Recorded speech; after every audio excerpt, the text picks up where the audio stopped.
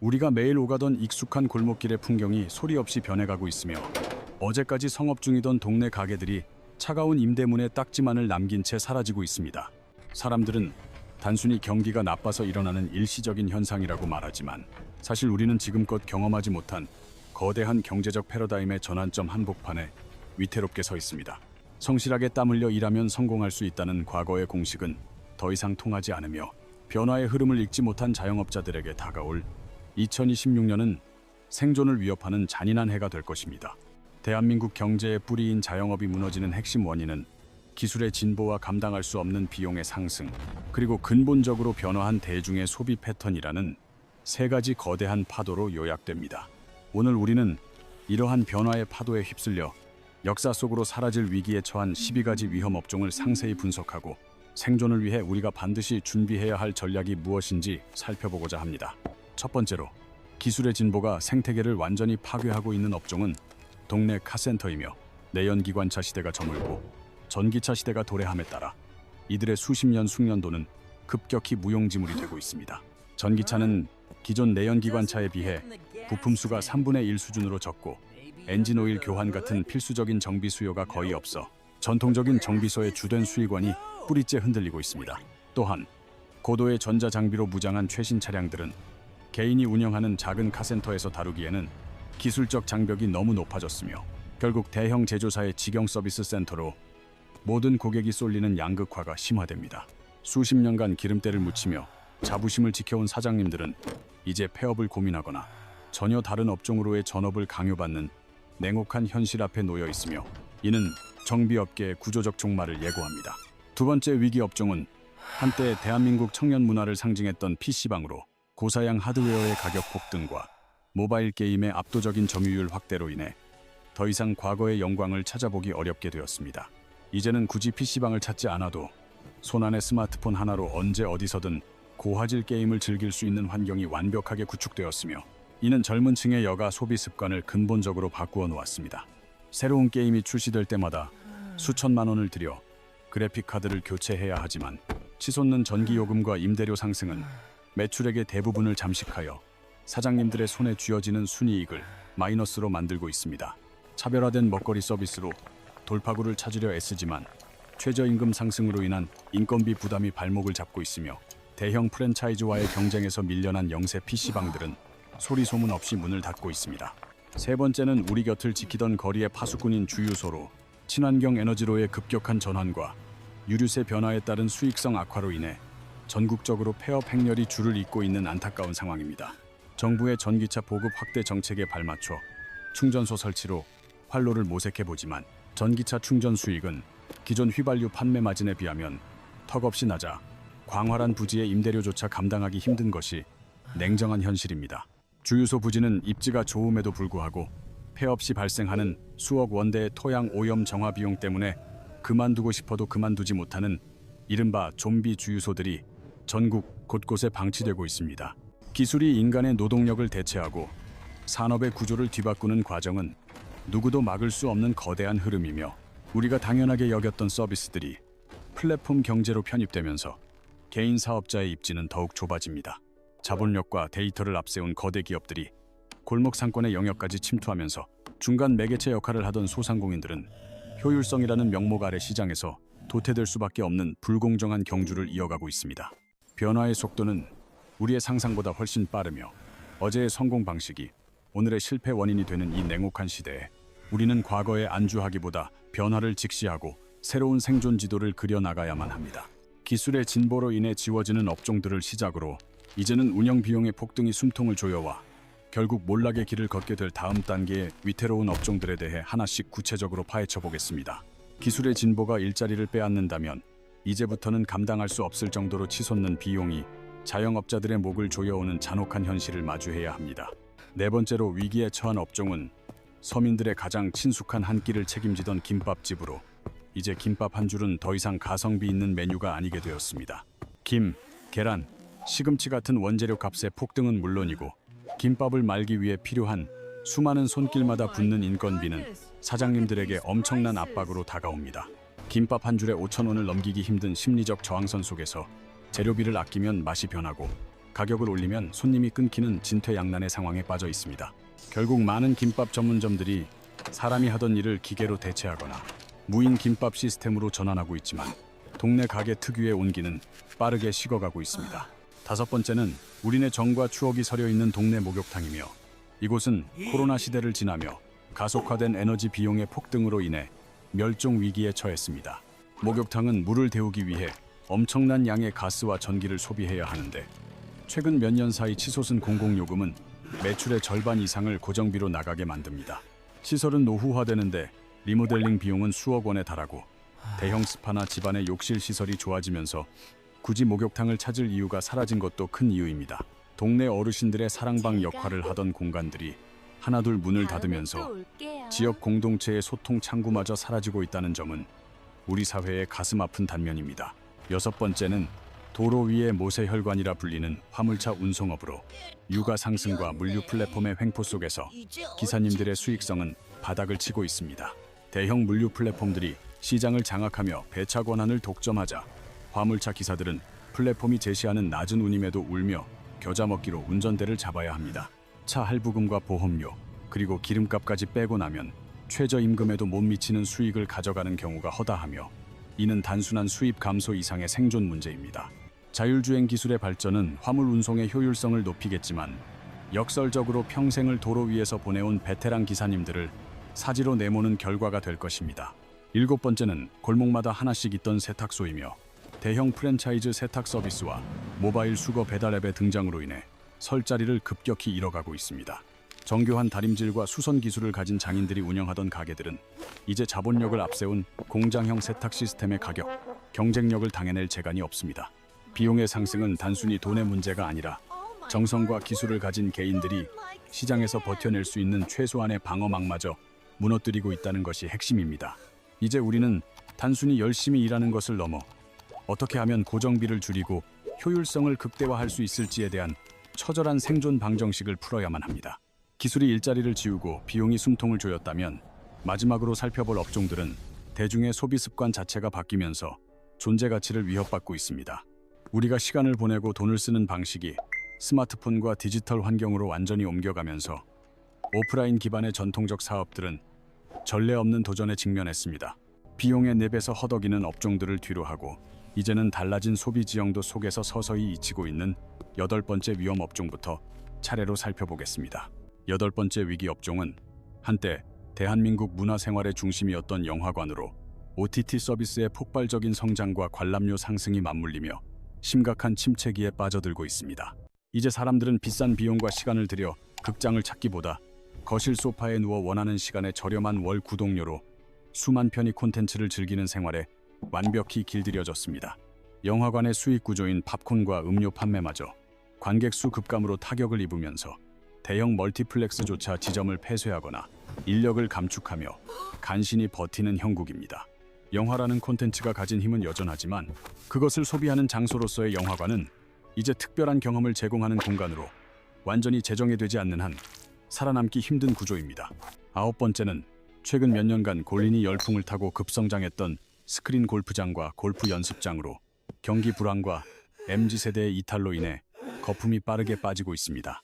한때는 예약조차 힘들 정도로 호황이었으나 고물가 시대에 접어들며 상대적으로 비용 부담이 큰 골프를 포기하는 이들이 늘어나면서 업계 전체가 충격에 휩싸였습니다. 무분별한 창업으로 인한 공급 과잉은 가격 출혈 경쟁을 불러왔고, 시설 노후화를 막기 위한 지속적인 재투자 비용은 사장님들에게 커다란 빚으로 돌아오고 있습니다. 유행에 민감한 한국 시장에서 골프가 가진 과시적 소비의 매력이 떨어지자 테니스나 다른 취미로 옮겨가는 수요를 잡지 못한 매장들은 폐업의 공포를 느끼고 있습니다.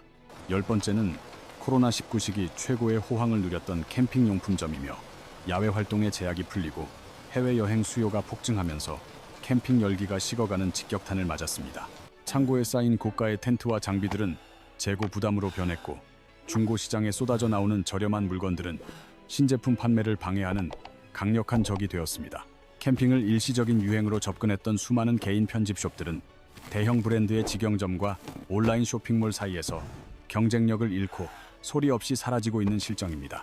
11번째는 골목길 부동산의 상징인 공인중개사 사무소로 프롭테크 기업들의 시장 잠식과 거래 절벽이라는 이중고 속에서 역대 최악의 폐업률을 기록하고 있습니다.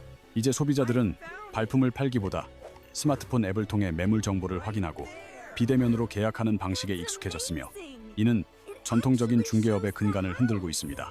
아파트 거래량 감소로 수개월째 수입이 제로인 사무실이 허다하며 임대료조차 내지 못해 자격증을 장롱에 넣어두고 배달 전선에 뛰어드는 중개사들이 늘고 있습니다. 마지막 12번째는 대한민국 인구 구조 변화의 가장 슬픈 자화상인 예식장으로 저출산과 비혼 문화의 확산으로 인해 이제는 폐업이 아닌 멸종을 걱정해야 할 처지입니다. 화려한 조명 아래 신랑 신부를 맞이하던 웨딩홀들은 이제 장례식장으로 업종을 변경하거나 물류 창고 혹은 대형 카페로 개조되어 그 흔적조차 지워지고 있습니다.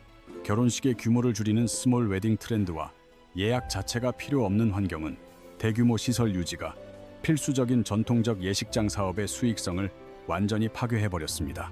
지금까지 살펴본 12가지 업종은 단순히 특정 분야의 위기를 넘어 우리가 살아가는 방식과 경제 구조가 얼마나 근본적으로 바뀌고 있는지를 보여주는 선행 지표입니다.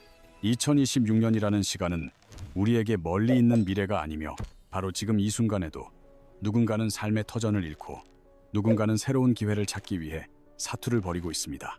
변화는 거부할 수 없는 흐름이지만 그 속에서 길을 잃지 않기 위해 우리가 가져야 할 마음가짐과 구체적인 대응 전략은 무엇인지 이제 결론을 향해 달려가 보겠습니다.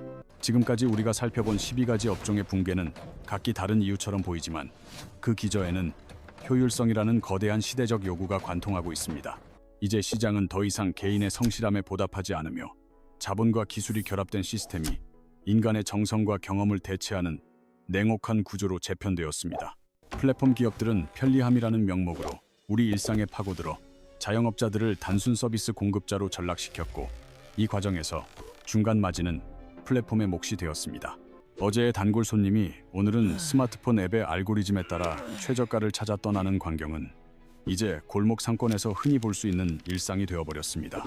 인공지능과 자동화 기술은 이제 단순 반복 업무를 넘어 정교한 정비와 중개, 그리고 서비스 영역까지 침투하며 인간만이 할 수 있다고 믿었던 영역을 잠식합니다. 인구 구조의 급격한 변화 또한 자영업의 지형도를 바꾸고 있으며 소비의 주축이 고령층으로 이동하면서 기존 청년층 타깃의 사업 모델들은 존립 기반을 잃고 있습니다. 이러한 거대한 변화의 소용돌이 속에서 우리가 가장 경계해야 할 것은 과거의 성공 기억에 매몰되어 변화의 신호를 부정하거나 외면하는 태도입니다. 단순히 열심히 더 오래 일하는 방식으로는 절대로 거대 자본과 기술의 속도를 따라잡을 수 없으며 오히려 신체적, 정신적 고갈만을 초래할 뿐입니다.